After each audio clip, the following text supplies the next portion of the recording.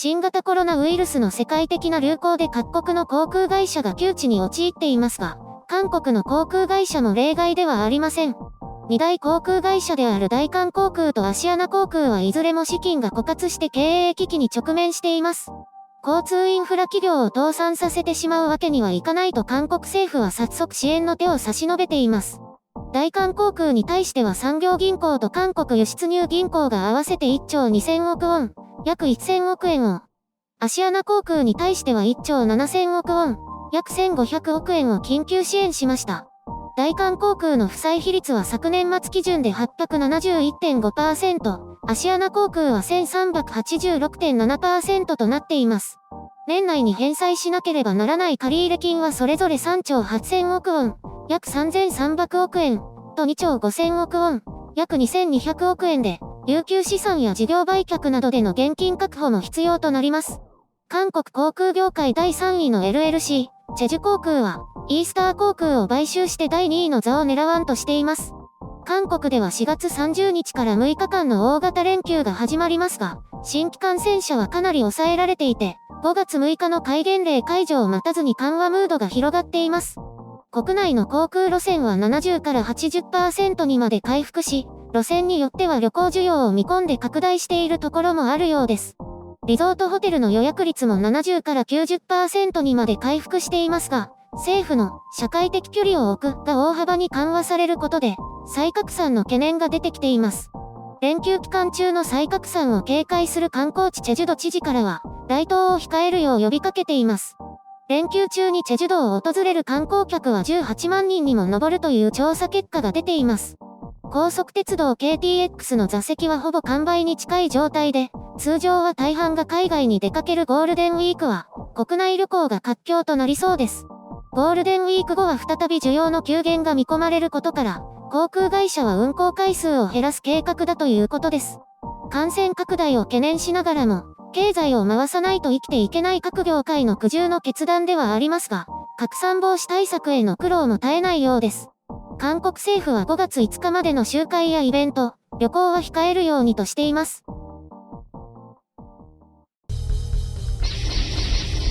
編集書簡。全世界の航空、鉄道を含む観光関連企業が苦境に陥っているのは誰もが知るところだと思います。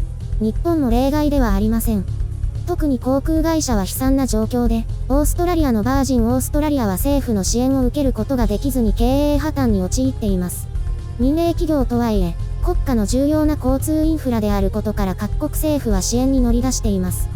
韓国の2大航空会社はこの感染症自体の前からすでに不安定な経営状態だということは、昨年末の負債率からもわかると思います。大韓航空の危機的状況を乗り切るために、財閥であるハンジングループは機内食、マイレージ、航空機整備事業の売却を検討していると報じられています。国からの支援を受けるのだからそれくらいしろということのようですね。正常化すれば稼げる部門であることから、売ってお金にできるという見込みがあるようですね。現に整備事業は以前に売却が検討されていて、機械や防衛事業を行っているハンファグループと交渉が進んでいたそうです。マイレージについても海外のいくつかの航空会社の売却例があるようで、資金調達の有効な策とされているようです。アシアナ航空の方は昨年粉飾決算で摘発されて、現在のクムホグループが HDC 現代産業開発に売却することが決まっていました。しかし今回の政府支援で産業銀行と輸出入銀行が株式の一部を得たこともあって、買収が中断されるみたいな話になっています。買収が完了していたら大規模なリストラが行われるとされていたので、対象となっていた事業の人たちはほっとしているんでしょうね。とはいえ政府支援の条件として、似たような大規模リストラが行われると思います。大韓航空のように、切り売りして返済に充てろと言われるのでしょう。そうなるとますます買収の話は消えていくのではと思いますね。これがアシアナ航空にとって良いことなのかどうなのか。韓国の航空トップ2社が本当に惨憺たる状態というのはよく分かったと思いますが、今回のゴールデンウィークの特需で彼らの崩壊の速度が少し遅くなるのではと思います。政府としては強度の警告を発して動きを封じるべきなのですが、それがほとんど形骸化していますね。どこかしらで対策を取れば大丈夫だし、大規模な感染拡大が起きてもなんとかできるだろうという目論見があるのだと思います。いや、おそらく起きないだろうと考えているのではないでしょうかね。楽観的な気がします。航空機内で数百人が1時間以上密室状態でいるわけですから危険であることは容易に理解できます。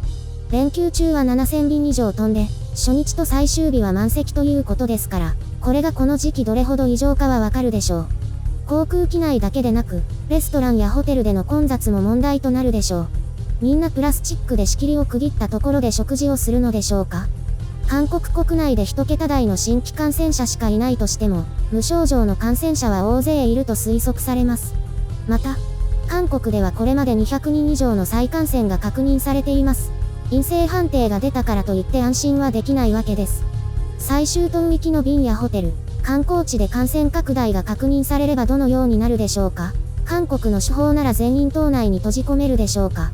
最悪の事態を想定するのであれば、沖縄県知事が航空便を全部キャンセルしてと叫んだように、島内への移動を最小限に抑える必要があるかと思います。韓国はここまで経済を犠牲にして抑え込んできました。報道では今や街中でもほぼ普通に近いまでに戻ったということです。観光客がいないことを除いては、日本では極端な家で過ごそうキャンペーンが進行中ですが、韓国ではもはや連休は家を出ようと言わんばかりの状況ですね。当然経済を動かすという側面もあるわけで、航空会社としては増便した分に相応する収入があれば、一息つけるというわけです。ある区間では混雑期のために通常の10倍近い航空料金になっているとも報じられています。当然、この大型連休で感染が拡大しなければ韓国社会は自信を深めることでしょう。それは対外的にも韓国は安全であるというアピールになるかと思います。ちょうど連休の終わり頃に韓国人向けと外国人専用のカジノが解禁となります。中国との関係が改善しつつある中で、中国との間の国際便が飛ぶようになれば、中国人 VIP が韓国を訪れたり、観光客が韓国に押し寄せることになるかもしれません。楽観シナリオだけ選択すれば、それによって他に行く場所がない中国人観光客が押し寄せ、韓国の観光産業を押し上げることになるでしょう。悲観シナリオは皆さんご想像の通り。さてさて、このゴールデンウィークでどのようになるのか注目しておきましょう。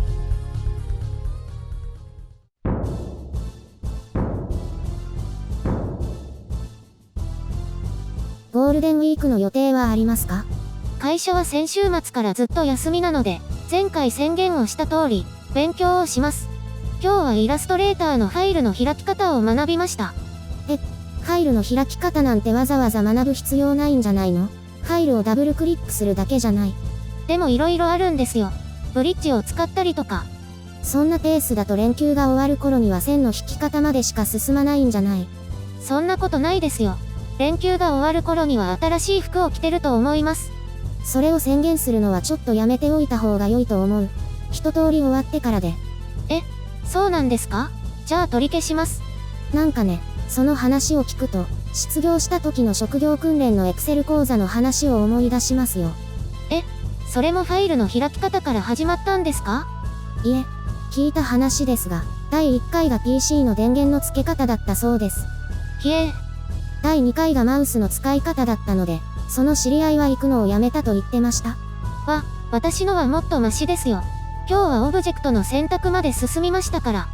なんかそのエクセル講座はいかにもできなさそうなおじさんだらけだったそうですけどね。行かなくなった理由はおじさん臭がきつすぎて耐えられないからだったかな。行けばお金もらえたけど無理だったみたい。ところで連休中の他の予定はないんですか？そうですね。2回は買い物に行くと思います。あとは本を買ったので読んだりとか、初コマを見たりとか、お部屋を掃除したりとか。政府や都知事の呼びかけに従順に応じるんですね。在宅勤務は好きですけど、これ以上医療関係者の方たちや保育の方たちが大変な思いをするのは見てられませんから。なんとかここで感染拡大が収まるように協力するしかないんじゃないですか？そうですね。これ以上ダラダラすれば、6月や7月まで続きますからね。でもいつかは韓国と同じように、ああやって思い切る時が来るってことですよね。あれは思い切る前になし崩し的になっていると言えますけど。やっぱり我慢できなかったってことなんですかね。まあそういう動きは世界各国でありますね。欧米なんかは韓国ほど抑えられていないですが緩和の動きがありますから。逆戻りしたら恥ずかしいことになりますよね。それ以上に医療従事者の方たちとかがかわいそうです。欧米と韓国の違いは、そういった医療体制の余裕があるかないかですね。余裕があれば拡大にも対応できますが、なければ悲惨なことが再び起きます。じゃあやっぱり韓国は余裕があるんですね。そういうことです。余裕があるというドイツでもまだ3万人近くは隔離解除されていませんから。その、中国と韓国の間での行き来が可能になるという話ですけど、そうなれば経済は回復しますか？限定的ですよ。依存度が高いと言ってもそれほど大きく回復はしないと思います。世界が正常化にもっと近づかない限り苦境は続きますね。それは日本も同じですね。日本も同じですけど内需の規模が違うので少しは違いがありますね。それでも似たようなものではありますけど。それでもきっとしばらくは手探りしながらですよね。ええ、当面は二次拡大に怯えながらということになるでしょうね。当分元のようには戻らないということですね。年単位でしょうね。五輪の時までに元に戻るかどうかも疑わしいですけど。なんだか SF の世界みたいに、もうあの懐かしい頃には戻れないとかなるんですかね。そんなことはないと思いますけど、もう一度似たような事態が起きるとそうなるかもですね。なんだか怖くなるから先のことを想像するのはやめておきます。とりあえず勉強頑張って。はい。